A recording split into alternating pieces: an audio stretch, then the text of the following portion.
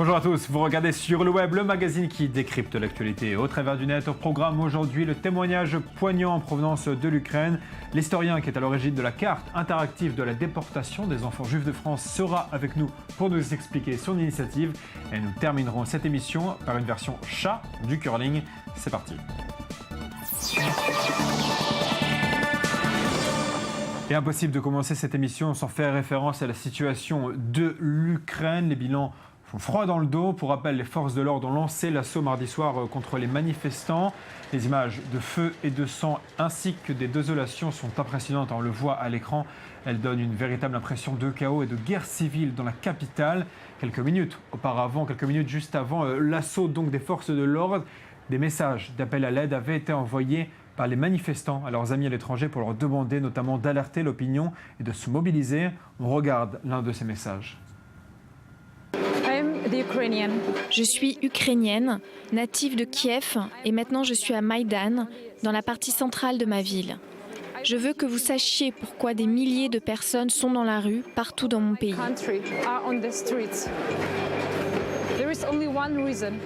Il n'y a qu'une raison. Nous voulons être libérés de la dictature, nous voulons être libérés des politiciens qui ne travaillent que pour eux-mêmes, qui sont prêts à tirer, à frapper, à blesser des personnes simplement pour garder leur argent, simplement pour garder leur maison, simplement pour rester au pouvoir. Je sais que peut-être demain, nous n'aurons plus de téléphone, plus de connexion Internet et que nous aurons peur. Et peut-être les policiers nous tueront les uns après les autres. Vous pouvez nous aider seulement en relayant ces faits à vos amis, seulement en partageant cette vidéo. S'il vous plaît, partagez-la. C'est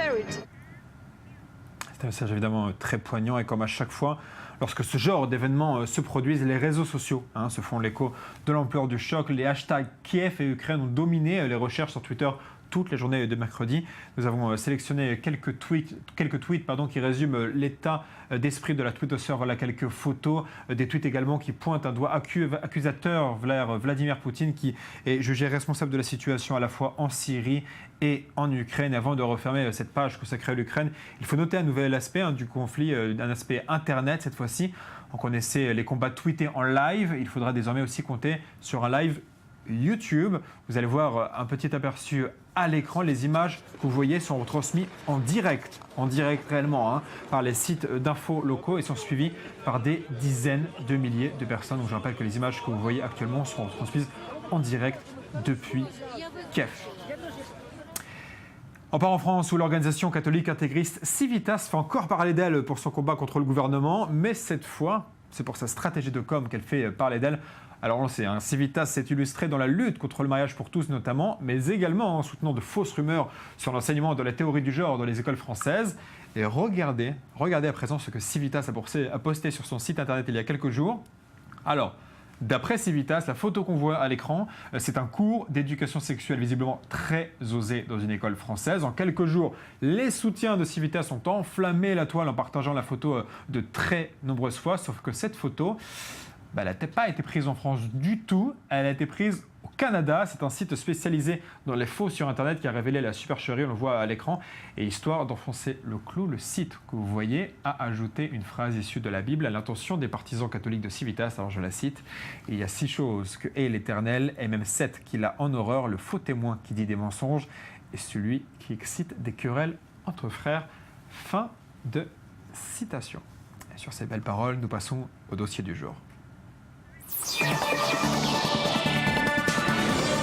Notre dossier du jour nous mène en France où l'historien Jean-Luc Pinol vient de publier un travail de titan avec l'aide de Serge Klarsfeld. Il s'agit d'une carte interactive qui permet de retracer le destin des enfants juifs déportés depuis la France pendant la Seconde Guerre mondiale.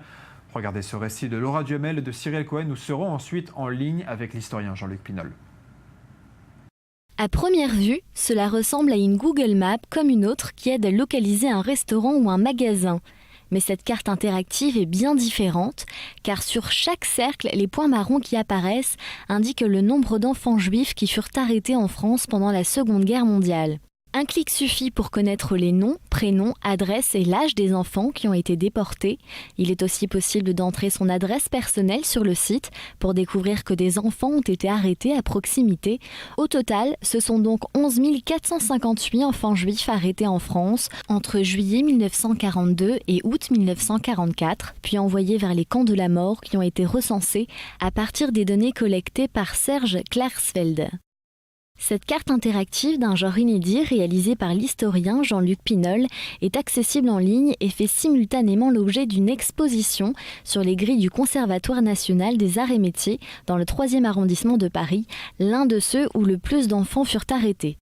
Ce travail de recensement permet alors d'enseigner l'histoire de la Shoah différemment grâce à Internet, mais c'est aussi un outil dédié aux chercheurs pour permettre la mise en perspective de cette sombre époque. Aujourd'hui, Serge Klarsfeld envisage aussi d'étendre cette carte des enfants déportés en France à toute l'Europe. J'ai le plaisir d'accueillir donc par Skype le professeur Jean-Luc Pinol. Bonjour. Bonjour. Vous êtes historien à l'école normale supérieure de Lyon. Quand on voit cette carte, le premier réflexe est de rechercher évidemment notre ville, un endroit qu'on connaît. Et la plupart du temps, ce qui est assez marquant, c'est qu'on se rend compte que des enfants ont été déportés de cette ville que l'on connaît tous. Et du coup, il y a un phénomène un peu d'identification qui se crée avec le destin des enfants juifs déportés. Est-ce que c'était ça, votre but, que tout le monde puisse s'identifier au destin des enfants déportés ? Alors ça, je dirais, c'était l'objectif poursuivi par Serge Klarsfeld. Moi, personnellement, je ne suis pas un historien de la Shoah, je suis un historien qui utilise Internet et qui s'intéresse à la visualisation des données. Et je lui ai montré que pour arriver au but qu'il recherchait, l'utilisation de ce qu'on appelle les humanités numériques ou les spatial humanities était tout à fait convaincant. Et apparemment, le buzz qui se développe sur Internet prouve que je n'avais pas totalement tort. Oui, d'ailleurs, combien de visites avez-vous comptabilisé au cours des derniers jours ? Je crois que c'est un chiffre très impressionnant. Oui, alors effectivement, à partir du moment où le journal Le Monde, par un article de Denis Cosnard, où il évoquait les objectifs de Serge Klarsfeld et ceux que je poursuis avec un certain nombre de collègues, ça a commencé à, effectivement, les consultations ont énormément monté. Pour dimanche, il y a eu plus de 50 000 visiteurs différents qui se sont connectés sur le site, ce qui d'ailleurs nous a posé quelques problèmes parce que les serveurs avaient du mal à résister. C'est une opération qui est faite avec le CNRS et des ingénieurs du CNRS. J'aimerais citer Gérald Folliot parce que c'est vraiment lui qui porte cet aspect web mapping. Alors vous le disiez, votre travail a été réalisé en coopération avec Serge Klarsfeld qui est très connu pour son travail évidemment sur la Shoah. Comment est-ce que vous avez réussi à récolter toutes les informations nécessaires qui ont été nécessaires donc à la réalisation de cette carte qui est très fournie, disons-le encore une fois? Les informations qui portent sur la déportation des enfants et également des adultes, tout cela, c'est Serge Klarsfeld qui l'a assuré. Moi, ce que j'ai fait avec, entre autres, Gérald de Folliot dont je parlais, c'est que nous avons géolocalisé l'ensemble et nous l'avons mis sur un serveur de web mapping. C'est-à-dire il y a énormément de travail. Bien sûr. Mais la collecte des informations primaires, elle revient totalement à Serge Klarsfeld. D'accord. Donc, moi, j'ai vérifié un certain nombre de choses parce que de temps en temps, il y avait des communes qui étaient mal identifiées ou des adresses qui avaient disparu. Il a fallu les retravailler, etc. Mais ça vous a pris combien de temps, ce travail dans son ensemble? Écoutez, on a fait la géolocalisation, je l'ai faite tout seul, ça m'a pris, on va dire 2 mois à peu près. 2 mois, d'accord. Donc on rappelle la période de juillet 1942, de juillet 1942 à août 1944, c'est la période qui est couverte par cette carte. Qu'est-ce que cette carte apporte de plus, selon vous, qu'une exposition classique sur la Shoah? Parce que vous avez dit que vous avez voulu convaincre Serge Klarsfeld de cette méthode. Pourquoi vous pensez que cette méthode est plus convaincante qu'une autre? C'est-à-dire qu'aujourd'hui, si vous voulez, la visualisation des données et Internet donne une force que n'a pas le livre. Et en particulier, le fait que les gens puissent aller questionner, aller chercher des noms, qu'il s'agisse de noms de parents, qu'il s'agisse de noms de proches, ou qu'il s'agisse de noms de rues ou de noms de communes, ça change complètement le rapport à la connaissance. Effectivement, il y a quelque chose qui permet aux gens de s'identifier avec ses enfants, mais il y a aussi, on peut faire des recherches, et on a reçu par exemple des messages de gens qui nous disaient là en fait c'est peut-être pas tout à fait là que cette personne a été arrêtée, c'est plutôt là, parce qu'il y a des informations qui doivent être recoupées, etc. Donc ça permet aussi de vérifier la qualité des informations que nous avons.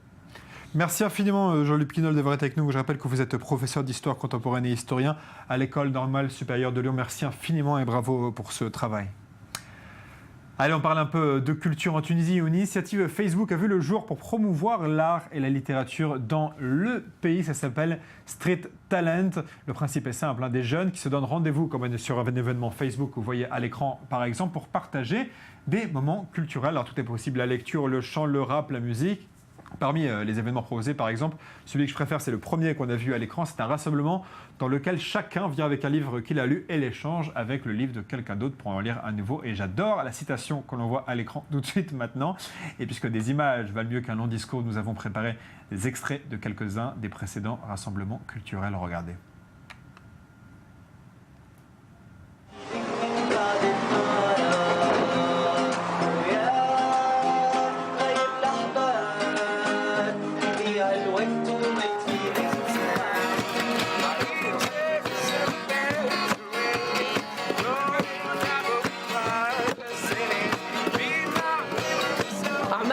وصغيرات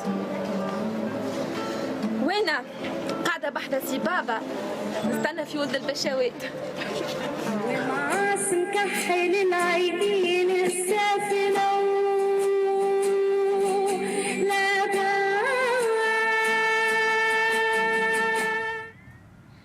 Ça fait toujours plaisir de parler de la Tunisie avec ce genre d'infos.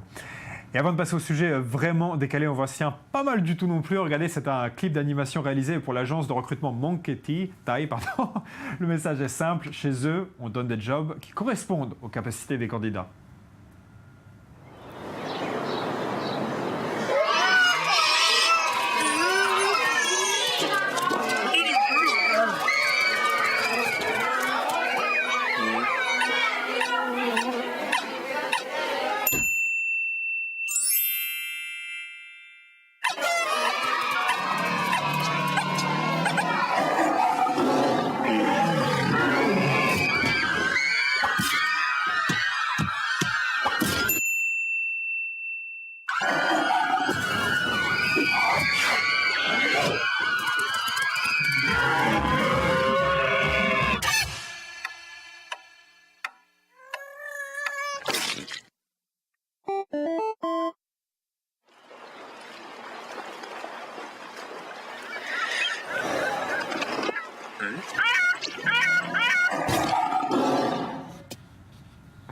Allez, on passe au sujet encore plus décalé du jour, c'est l'œil du net.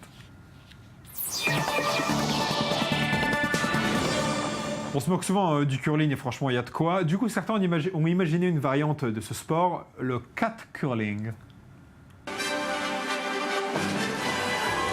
I just met with the American men's team sitting in the stands. Pete Fenson said that they just wanted to be here to support the girls. They know that this is a crucial game, and you'll be impressed. You know, the guys were even participating with all the chants. And the United States has got a little bit of a dilemma here because there is a double opportunity for the Danish team on the left-hand side on the two American rocks.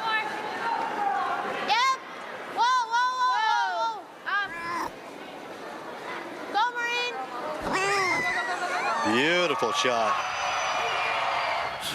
Les demandes en mariage, c'est en général très émouvant. Cela dit, visiblement, il y a des couples qui aiment se mettre en scène et faire peur aux passants.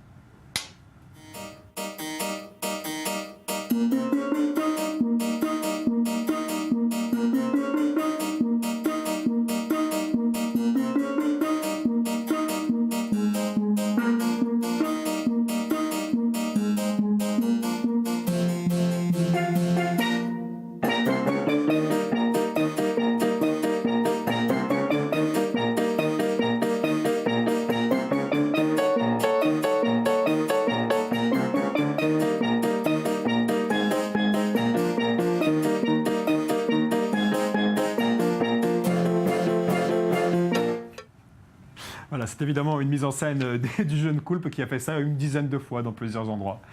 Et on termine avec une adaptation de Spider-Man dans la vraie vie au service des dames. Malheureusement, c'est un faux.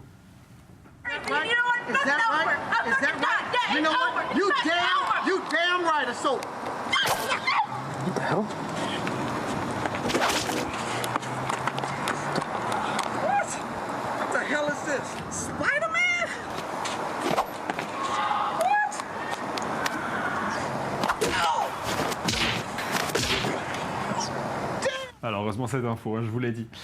Voilà, c'est la fin de cette émission. Merci à vous de l'avoir suivi. On va se retrouver demain, même heure, même endroit pour de nouvelles informations. À demain, vous me manquez déjà.